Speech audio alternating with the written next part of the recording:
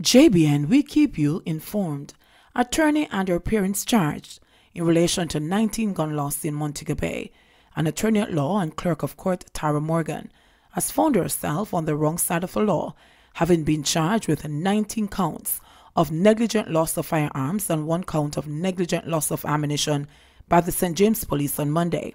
The attorney's parents, 69-year-old Pauline Smith and 68-year-old Courtney Morgan, of Providence St. James addresses, have been snapped with the charge of operating a security company without a valid license for that purpose. The charges stem from the stealing of 19 firearms and about 150 assorted rounds of ammunition from a security firm that was being operated in Iron Shore, St. James by unknown persons. When the accused persons appeared in the St. James Parish Court on Monday, the parents were granted bail in the sum of $200,000 each, with surety, while the attorney was granted bail in the sum of $400,000, also with surety. As a condition of their bail, they were each ordered to surrender their travel documents and report to the police once per week. The accused are all booked to reappear in court on December 19. The police are yet to recover the stolen weapons. Men implicated in halfway tree hit and run charged. The man was taken into custody after mowing down 2 pedestrians on Eastwood Park Road, St. Andrew last week, has been charged.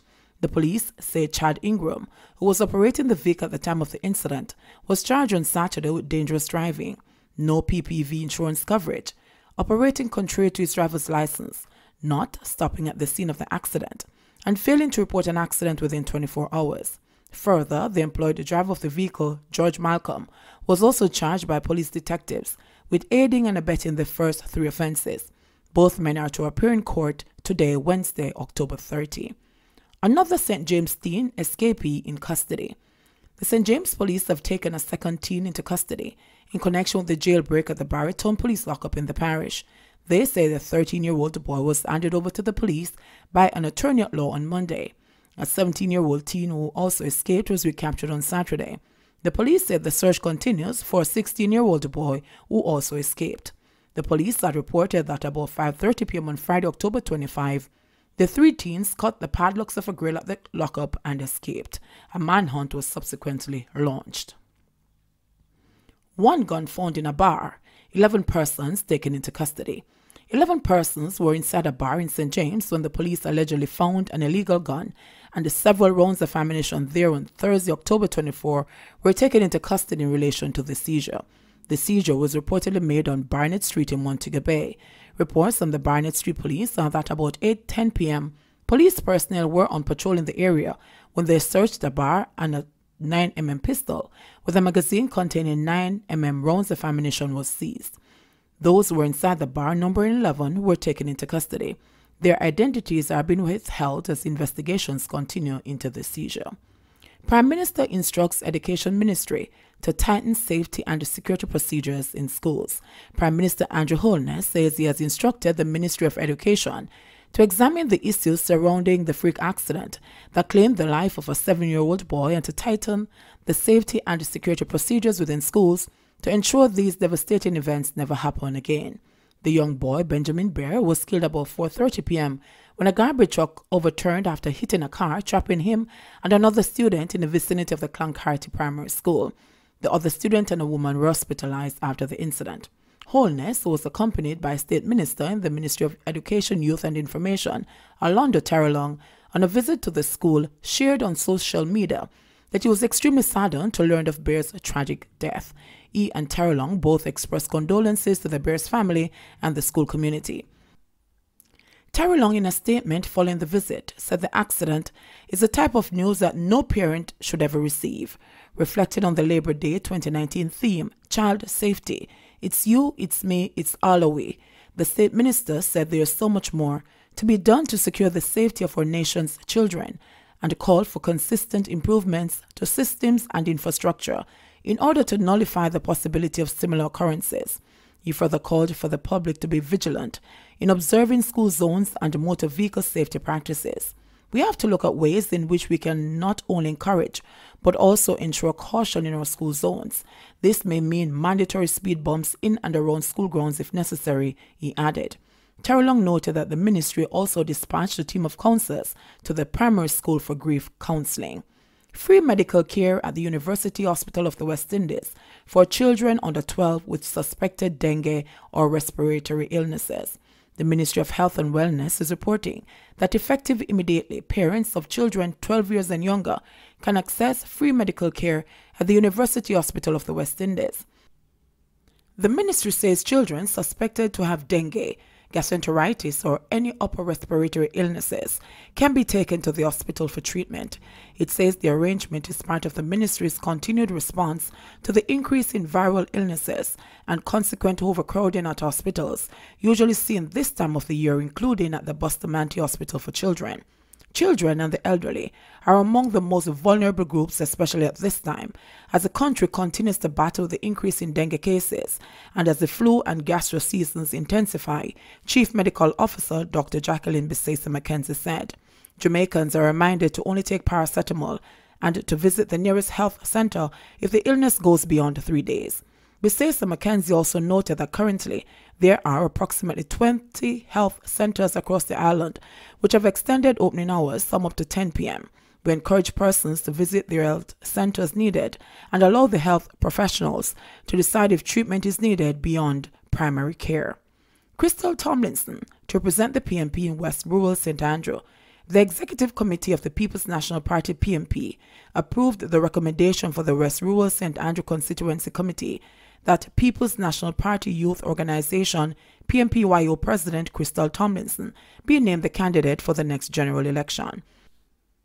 In a statement, the party outlined that West Rural St. Andrew is an unrecognized constituency and is not eligible to elect a candidate, but may make a recommendation in accordance with its constitution. PNP General Secretary Julian Robinson said the constituency conducted an evaluation exercise involving a number of aspirants and made the recommendation for Tomlinson. According to the party, Tomlinson faced the PNP's Integrity Commission before she got the nod of approval from the executive body. Tomlinson is a communicator and author and serves as head of news media for the PNP. West Rural St. Andrew is currently represented by the Jamaica Labour Party's Juliet Cuthbert Flynn. Schools get flack for students' lockout. A decision by some schools to lock out tardy students has not gone down well with State Minister in the Ministry of Education, Youth and Information, Alondo Terrelong, who said it is not only counterproductive, but a violation of children's rights. In at least 2 videos being circulated on social media, students were seen standing outside of the gates to Camperdown High School in Kingston and Spanish Town High School in St. Catherine. In one of the videos, a group of Spanish Town High School students is seen standing in the rain. It has since evoked criticism on social media platforms, Twitter and Facebook. On Monday, Terrelong said that this was not the policy of the Ministry of Education or the government. At this moment, we have seen video clips of students locked out of school. We have also seen video clips of students locked out of school during the pouring rain. Obviously, this is something the ministry will investigate. We've spoken to our educational officers and we are awaiting a report on the matter, Terrelong said.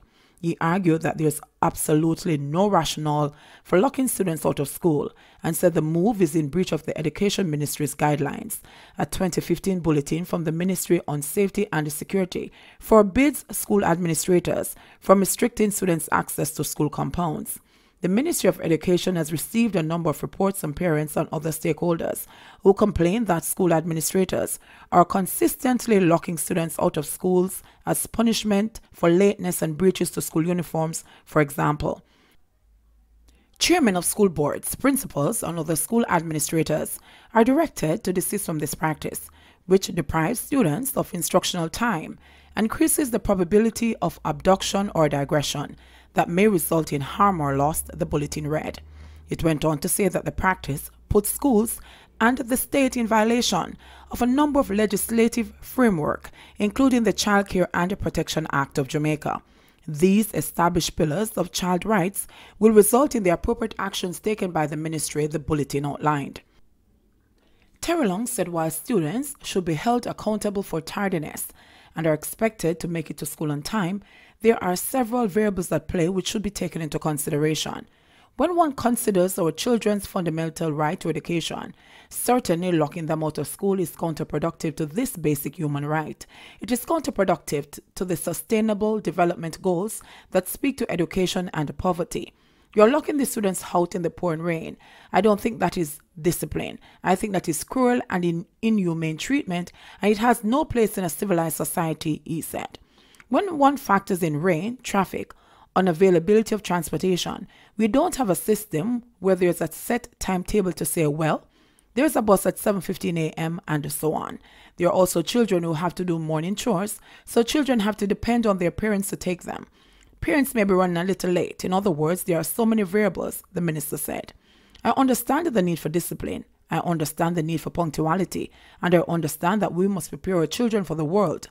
However, when we speak of discipline, we have to remember that we have to adopt positive measures to discipline our children.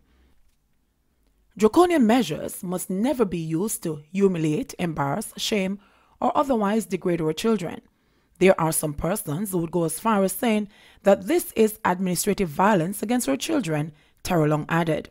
He said that legislators are in the process of amending the Education Act and regulations to address this and other issues. When the Spanish Town High School was contacted, both the principal and the vice principal were unavailable to comment. Camperdown Principal Valentine Bailey, when contacted, said that the school reinstituted the policy to restrict students' access to the school compound for tardiness at the beginning of the academic year. Bailey said the move has since caused a significant reduction in the number of students arriving late for school. He said before reinstituting the policy, on average, approximately 100 students arrived late for school daily. Bailey explained that classes begin at 8 a.m. and the school gate is closed at 8:30 a.m. He said students who arrive late are processed at 9 a.m. and admission at that time is dependent on the reasons given for being late. Some are let in, and for others, parents are called and they are sent home. Based on what is said, some are sent home. Sometimes some of the parents tell us to send them home. We have people who live too near coming to school late every day, Bailey said. He noted that despite the ministry's bulletin, schools must deal with the reality on the ground. Since we have resumed the closing of the gate, the numbers have declined significantly because nobody wants to stay outside. They don't want to stay out there until we process them, so they come early. So there's a system in place, and we have a truancy monitor who does that every single morning, Bailey said. The ministry must wake up. A lot of the kids, because they are told that the school cannot close the gate, they take their sweet time at the bus stops. They go and buy food, and then they saunter to school. Now, I don't know any self-respecting high school that allows students to waltz through the gate at 10:30 a.m. and 11 a.m. That to me makes no sense, he said. JBN, we keep you informed. Please remember to like, subscribe, share, leave us a comment, and click the notification bell to receive our daily news items.